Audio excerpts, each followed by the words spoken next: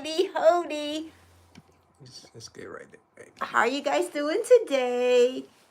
Happy Saturday. Today is Saturday, and we are live with y'all. Are y'all ready? We ready. And we're excited to be live with you guys today. Today is a interesting day. We had to say goodbye, see you in eternity to a friend of ours. So if we seem a little out of sorts, it's kind of hard to go from that to this and not feel something. So we just want to tell you guys that tonight our episode is about the difference between personality and temperament. And a lot of times we think that they're the same. So I'm going to share a little story. So we always talk about it. I'm an extrovert, Gil is an introvert. Before you get started, if you don't know who we are, we appreciate you coming and joining us. Thanks for joining us. I'm Gil. And I'm Renee. From the Rich Relationship Refuge. Yes, we got to get a kiss. Mwah.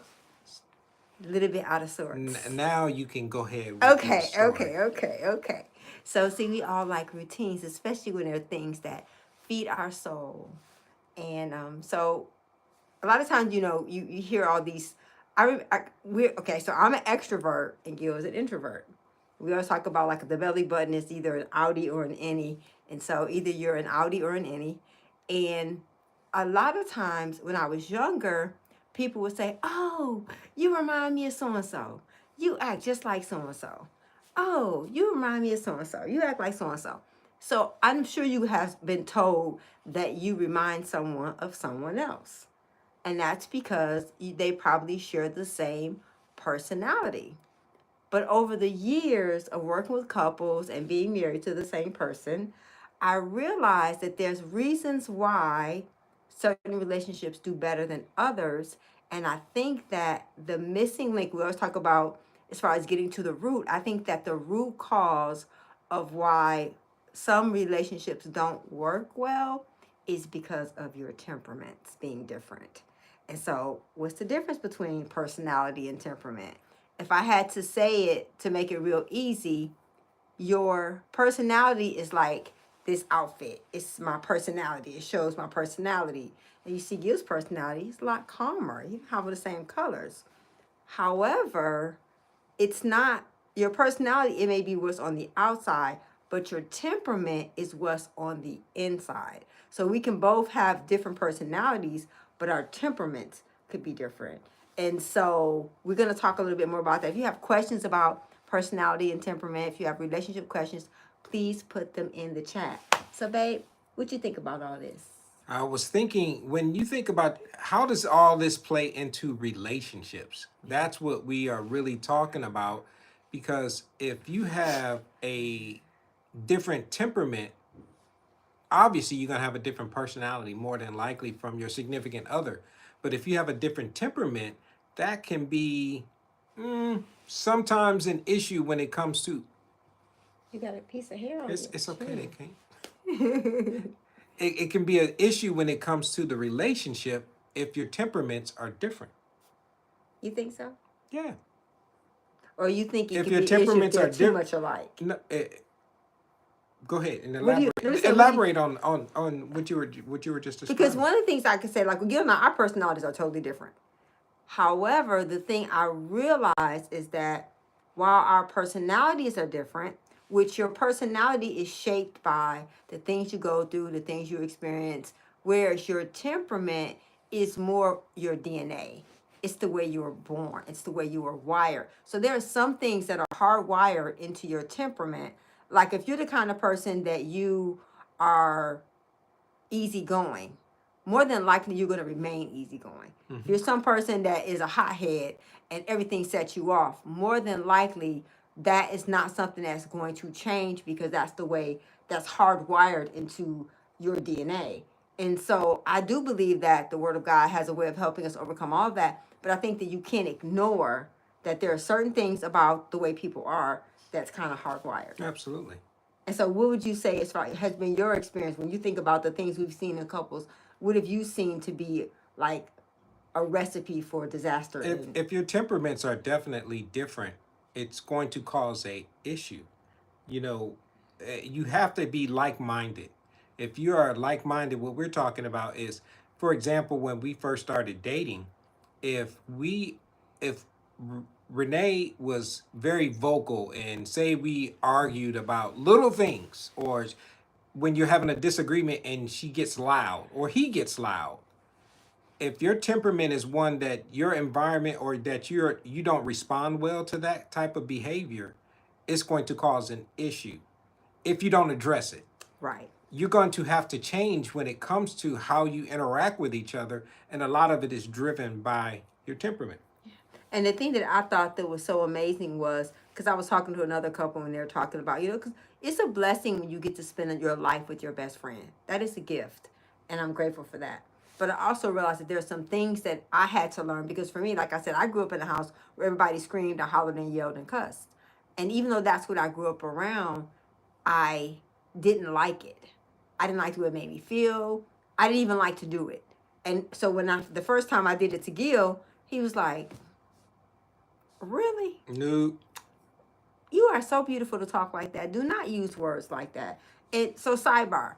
So when I see women using that language, it makes me sad because I think that takes away from the beauty and elegance of being a lady when we use language or when we behave in ways that are not appropriate for a lady. Mm-hmm. I think that's something. So I'm just, as an older woman, I'm speaking to the next generation. Ladies, don't talk like a sailor. You know what I mean? Don't use words that should be in the toilet. Don't let that come out of your mouth. The Bible says, let no corrupt communication come out of your mouth. So we need to be mindful of that. That it may be trending to use vulgar language, but it's not.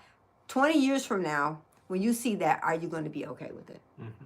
Yeah, so that's something I just want to sidebar. I just want to go a little off rails for that. So anybody have questions? Is there anything that when you think about temperament, has that been something that you have noticed has been a problem in your relationships in the past or in the present? If you're watching now or watching later on, put it in the chat if it has been an issue. Because I think sometimes we don't realize, oh man, so that's what it was, our temperaments. Like if you get two people who are hot-headed, more than likely if you get two people who are hot-headed, then it's going to be a problem. If you get two people who are quiet, that's going to be a problem. You need to make sure that somebody brings something different to the table. And it's not, people say opposites attract, but also opposites can also attack. And so what we want to do is just kind of make it easier for you to kind of point out some of the things in yourself that could be problematic in you being in a relationship as far as your temperament versus your personality. How many personalities do you think there are? Ooh, I have no idea. Yeah. And you know what's so funny? Honestly, we talk about it. You have introverts and extroverts. You have talkers and listeners. You have buyers and savers. So I think when you really think about it, personalities there can be a billion personalities, but just our core of who we are as humans, it's not like it's 50 of them. There may be in the combination of it, but it's just understanding that while we are unique, most of our situations are not. And if we would learn to develop some ways to kind of navigate ourselves and understand, oh, well, I know for me, I will yell and scream. If I was with somebody else who yelled and screamed, I probably would still yell and scream. But because I married someone who was really calm and easygoing, it taught me to tap into that. Because my grandmother was like, when you were little, you never liked a whole bunch of people in crowds. So he helped me to tap into the way I was really already wired. Right. That's why it feels natural for me. Sure. What you thinking? It's just been one of those days, Yeah. and that has a little bit to go with your temperament. If you've had a stressful day, you're going to be out of sorts, and it's important for you to be able to communicate that to your significant other, because if not, it's going to impact in your relationship. Yeah, and it's easy to take. Like for me, I am a upbeat personality. That's the way I'm normally. And I talked about this. I did a short the other day, and I was talking about even when you have an extroverted, bubbly, charismatic personality, you still have struggles with with depression and anxiety, and it's just knowing that how it manifests in you. So I want to ask you the same question I asked the other day. How does depression, anger, and anxiety show up in you? I know for me, it causes me insomnia.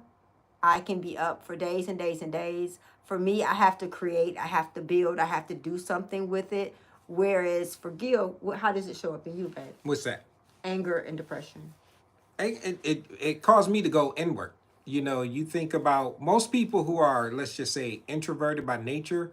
If you feel like you're a little bit out of sorts, or you feel like you're in, as they would say, in your feelings, you're more than likely going to draw in. You're going to get isolated. You're going to want to separate yourself away from not anybody who's bugging you, but just because you just feel better, more comfortable by yourself. So sometimes you have to take those times to where you get away, you know, even if it's just being in a separate room or doing things on your own. It could be something as simple as just watching television, flipping channels or whatever on your phone, and you just want to be by yourself. It doesn't mean you're mad at anyone or you are in a funk or anything like that. Sometimes you just draw inward. So that's what Yeah. I would say. And one of the things, how we navigate that, because we're different personalities, we deal with things differently. I had to learn, for me, I was, what's wrong, what's wrong, what's wrong, what's wrong. I had to, first of all, learn to stop saying what's wrong. Because when you start off with what's wrong, you make it seem like it's something negative. So my way that I address it now is, hey, babe, what's going on?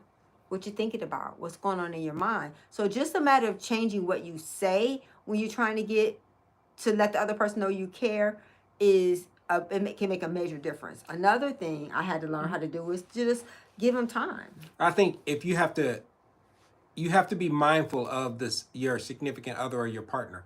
If you're in a way, let's just call, you're not mad In the at me, mood. in a mood. Yeah, that's probably a better way of saying it.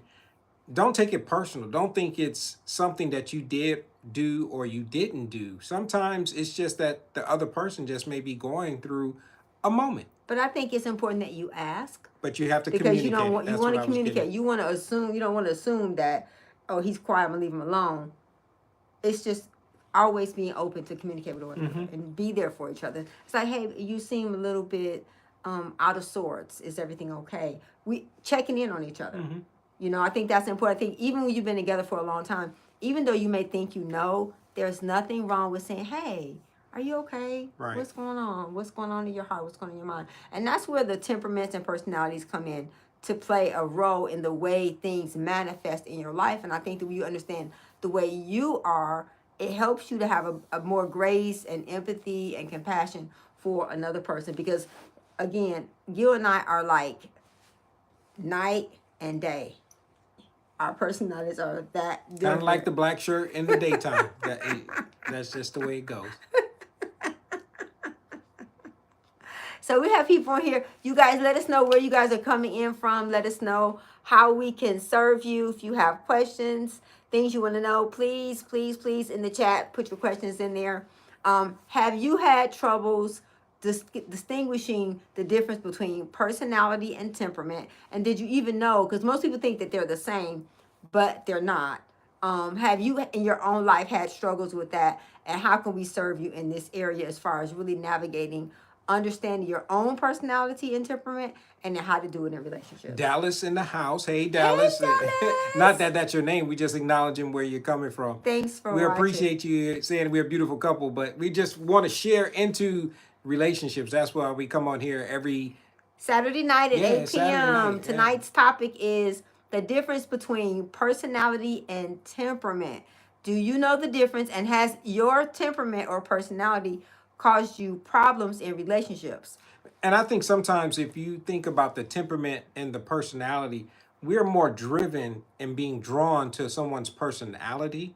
You know, they may be very charismatic, they may draw you in, and they may be very mindful and thoughtful. And those are all characteristics, but it could also be a little bit of their temperament. You know, if a person is an extroverted person, that's temperament. But if they're outgoing and jovial and all those things that kind of attract you from their personality, that is what draws you in. But over time, it's going to take a little bit of time for you to see a person's temperament. Yeah, and I think when when you see someone's temperament, you see their temperament in traffic.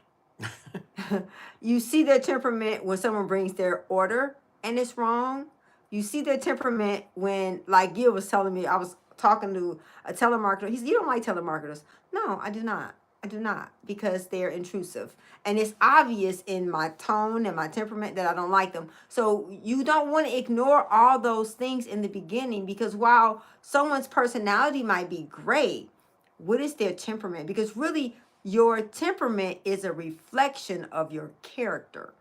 Mm. If you had to, what is it? Because your personality is going to change because it's shaped by your environment and but your temperament is a reflection of your character. You know, maybe even thinking about it a different way, maybe looking at it from how is your normal disposition? Mm-hmm. How is your countenance? Do you carry yourself on a day to day manner? Mm-hmm. That can be identifying what your temperament is like. Yeah, and I think a part of it is that, because like for Gil, like even when I was in labor and they called me, they called Gil and he was like, this brother right here, he is cool, calm, and collected. He could have been a surgeon. And I love that about him. And so many times we tell our couples the very thing that you love and that you're attracted to, you may end up not liking it. Mm-hmm. Because again, the personality is like it reflects the light, but the temperament is really who you are. And so while your personality may be great, what is your temperament? And I What is your like the way character what you like? said there, 5E. Yeah, I can shut off sometimes. I'm working on communication better with my partner. And that's exactly what you want to be doing, because if you're in a way that you need to be shut down, as long as you're not shutting down in the midst of a serious conversation or when things are really going on, that's not what you want to do, because there's an old psychological term, that nurture versus nature. Mm-hmm. Yes, we have come from different environments and we have different backgrounds, but all of the things that we do in our relationships are a choice. They are. When you think about, if you're in a, let's just say, not a confrontation, but a discussion that's pretty serious, and maybe it's not going your way, or you get into your feelings a little bit, not saying it's at you, but I'm just saying in general terms, and you shut down. Is it because you didn't like what was said, or was it that you don't want to deal with it right at the present moment or the present time? Those are things that may be a part of your temperament, but you have to think about, what is it that you want to accomplish when it comes to the relationship? Like you just said, you want to get better at communication. Yeah. Well, that's going to require you to communicate, not just in the good times, but it's going to also require you to communicate when conflicts arise, where you can sometimes, especially someone who's maybe more laid back, you can take a step back and kind of de-escalate the situation and see it for what it really is. We see a lot of couples that are in the midst of a situation and their temperament kicks in, and they tend to start focusing on symptoms when they're in the midst of a discussion or a conflict.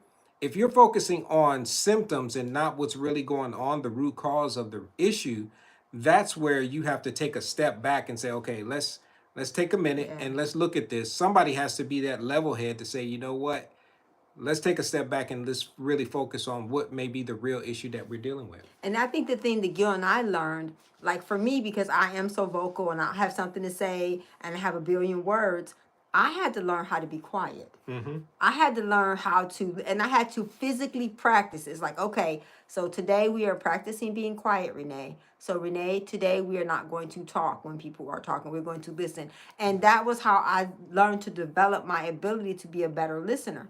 So, like for Gil, you had to do the opposite. She had to actually, one thing that we shared, and this is something that we came across, how she had to help me in this capacity, was she asked me what I think, not what I feel. If she says, hey, how you feeling today? Fine. Good. I'm okay. But if she say, what are you thinking about? Well, I'm thinking about this and this and this and this and this. While all those may be connected to the feelings, that's a whole different question. That's a part of my temperament. If I'm an analytical person and a conscious person and trying to think about certain things, she's going to get more out of me if she asks me, what am I thinking about, versus how do I feel? Right. So I'm not saying all guys, most guys are thinkers more than feelers, Not that guys don't have feelings, but if you really want to get something out of them, ask them what they're thinking versus what they're feeling. Yes, very much so. And a part of it, like for women, is when we tell you everything we're feeling, we don't want a solution. We just want you to listen.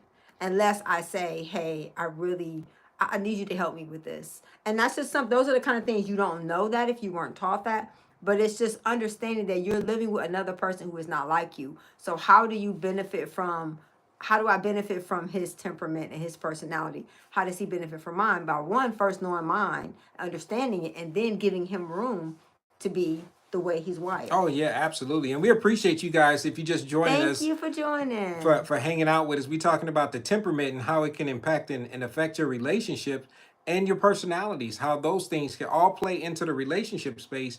A lot of times these are the kind of conversations and topics we like talking about because it's not common to talk about. It's one of those small things that people don't even give thought about on a regular basis and how it is impacting their relationship. So that's why we bringing up these out of left field topics because it matters. And those things pay huge dividends when it comes to how it can affect your relationship. Yeah. And I think a part of it, I was talking to someone, I was saying, Thanks, Renee.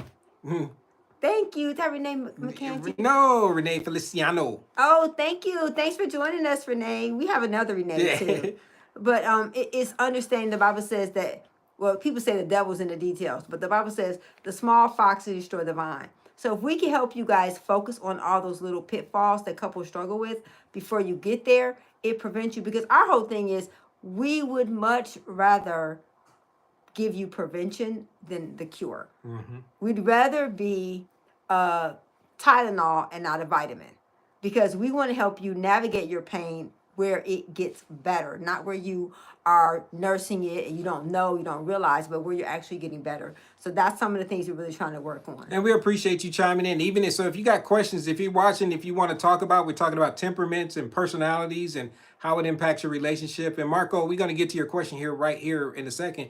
But I just want to introduce, if you want to talk about those things, just put it in the chat. And if we see it, we'll get to it. And as long as it goes with the flow of our conversation. And as long as it doesn't get inappropriate. So, and hello from, is that Serbia?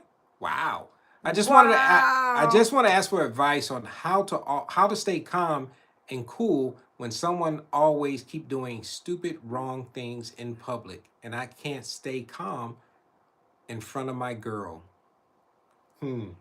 That's a good one. You want to start? So you're saying someone else is doing something crazy that it's not you. And you stay calm. Yeah. How do you stay calm and cool when someone is always doing something stupid or wrong things in public? And how do I stay calm in the midst of that? I would say this. I always say, when I learned to control myself, everyone around me changed. Self-control is the most powerful form of control because when we're governing ourselves, we realize that whatever that other person is doing is not a reflection of me. It's a reflection of that person. Mm-hmm. And it's understanding that if I react to their foolishness, that I'm going to be responsible for the same consequence that they're going to get. So you have to always ask yourself, because I know for me, I always felt like I had to say something. And the thing the Lord showed me was, may the words of your mouth and the meditation of your heart be pleasing in my sight. And when you get done giving them a piece of your mind, who's going to look crazy? So you have to always have this inner conversation with yourself about the consequences of what you do.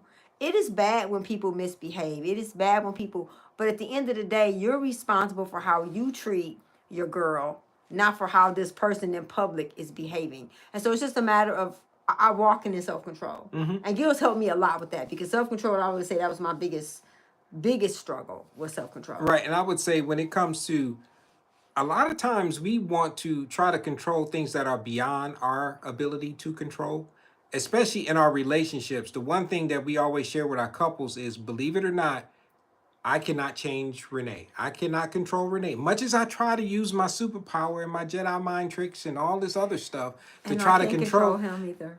And when you realize that you can't control this other person, and even when they're doing something that you don't agree with or something that you may set you off, you have to take a step back and ask yourself, why is it bothering me so much? Yeah. What is it about this, what they're doing that I don't agree with? And am I trying to control the person or the situation or the circumstance? The only thing you can control is yourself. Mm-hmm. That's the only thing I can say since we're doing these questions kind of like right now. That's the Yeah. best thing we can, as far as advice to give you The right now. wisest thing is always to remember you only have self-control, and to remember that whatever you do, you're going to be responsible for how you behave. And I like the way you said that, Fivey, is that, and I hope I'm pronouncing that right. That's exactly what you want to do, is use I statements. When you start Yes. thinking about, I have a problem, just like Marco said, if somebody's doing something that you don't agree with, it's not a problem with them. Yeah. It's a problem for you. So Yes. you're the one with the problem. So when you say, I have a problem, instead of Renee is always doing this, or she does that, or she does that, when you looking outward, that's There's where no the problems resolve. really come. But when you say, I have a problem with this situation, all you can do is vocalize that, be assertive with that, not aggressive. There's a Yeah. difference between aggressive and assertive when you're communicating. But being assertive, all you're doing is telling that person what they need, What you need. what you need from them, and telling them that. Once you do that, it's going to be on them to respond in Yeah. kind with that. Fig. Mm-hmm. Somebody else have a question? No, go ahead. Go ahead. Okay. And so I just think it's important that in relationships, and especially in the dating stages, and even if you've been together for a long time, when we would be out, people would do and say things, and I would always watch Gil, and I'm like, that doesn't bother you? He was like, bother me? Why? He And, said, and I'm looking at what Marco was saying. If you're talking about a physical altercation and you intervene and you get involved with the situation and they're doing something wrong, especially if it's a domestic thing. If someone is actually having a altercation, especially someone that's outside of you and your significant other, call the police. you better off to call the police or let them deal with it. Unfortunately, because just like what you just said in there, they end up turning on you as being a source of the problem, because they probably have a history and a pattern of doing this. You just happen to come across it at the wrong time. Yeah. And yes, that may be the honorable thing to try to intervene. You can intervene by calling Yes. the authorities. You can intervene by, trying to create distance, but don't put yourself in a situation that you're going to reap some damage to you or the person. You don't want to be collateral damage when No. it comes to a situation like that. Yeah. And something that we always say is the things that people do make sense to them. Yep. You may never understand why people do what they do because you don't have the same mindset. Or you don't have the same experience. You don't have the history and Right. the background that goes along Right. with And so there's things that people will do and it makes sense to them. It doesn't have to make sense to you. The things that you do have to make sense to you. And so it's just important that we always remember that at the end of the day, when I go stand before the Lord, He is not going to give me the consequences of somebody else. I have to stand before Him for me. And so I hope that helps as far as just knowing how to navigate yourself. I Yep. think that's our biggest thing is always we say there's no such thing as marriage problems. There's individual problems we bring into our relationships. And it's not just our marriage relationships. It's our sibling relationships. It's our family relationships. Work relationships. Work relationships. Even the everywhere. casual one at the drive-thru. Yes, yes. So a part of it is just understanding that you take your personality and your temperament with you everywhere you go. And you have to learn how to navigate that. So even if you're in a relationship, if you have a marital relationship or even just in a dating phase, just kind of always remember you are a single individual first. And the things and I think somebody said it in the chat already, you have to be working on you. You do. The more you work on you to try to maximize the growth areas, get better in the growth areas and minimize the weaknesses or the strength, maximize the strengths, minimize the growth areas. Yes. Focus on those things. That's where the real benefit comes in the relationship. If you have those growth areas that you have, that's where you want to focus on your effort and your energy and getting better in those areas to turn them into strengths, because it will make you better for the relationship as a whole. And it will, because you're not dragging your unpacked pain and the other person's. So sit with your own pain, unpack it, figure out why, because there's a reason why. I always say there's no such thing as road rage, because Right. you were mad at home. Right. You were mad in the grocery store, you were mad in the bathroom, you were mad. And so we need to really get to, well, why is that bothering me so much? And I was just reading, we have another book, y'all. I was just reading it, and one of the things that I talked about was the way you unpack the pain of your past, you keep asking yourself why until there are no more questions. Why does that bother me? Well, Why did that happen to me? We have to keep asking. We need to sit with why we feel the way we feel and ask questions so that we can get some answers so that when we go to someone, we know why we do what we do. That's an important Yep. part of being able to be healthy in relationships. So we appreciate you guys hanging out with us today. We try to keep this at about 30 minutes or so because we put out content on a regular basis. And just like what you were saying here, where can you find us? Where can you reach out? Why don't you give them the rundown about where you can find us and reach out? Yay! We have a new app. If you have an Android phone, you can go to the Google App Store and put in Rich RR Marriage Mentors. We're working on the Apple one.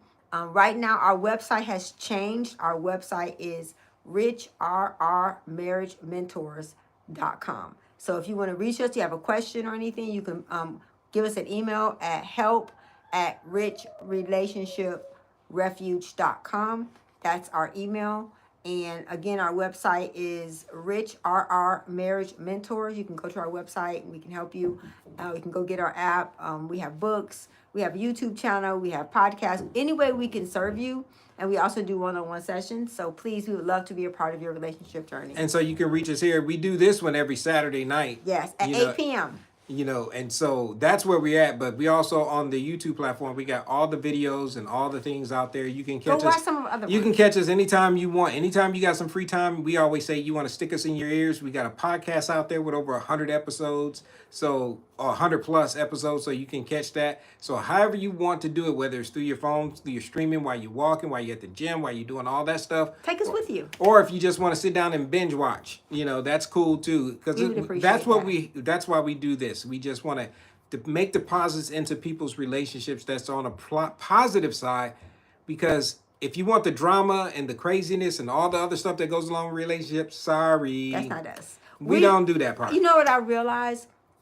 There is an ocean of information. Yes. We are providing wisdom from our marriage, 35 from years. our relationship with God, 18 years of working with couples. from our marriage, from our years of working with couples, and for our desire to make sure people don't go through this marriage life alone, this relationship life alone. So we appreciate you guys. We will see you guys next week. Next Hopefully Saturday you got something out of at this. 8 p.m. Central Standard Time. We love you. Please watch more of our long content. Just sit and binge it. It'll help. It helps. The algorithm is really the audience. We want our audience to have more content, more things to watch to help us to have better relationships. So we love you all and we love serving you guys. We will see you guys next Saturday at 8 p.m. Unless I go live. We're going to go live throughout the week too. So remember, we're stronger together, guys. And you are more than enough. We love you guys. Thank you so much for watching. All right. Later. See you guys next week.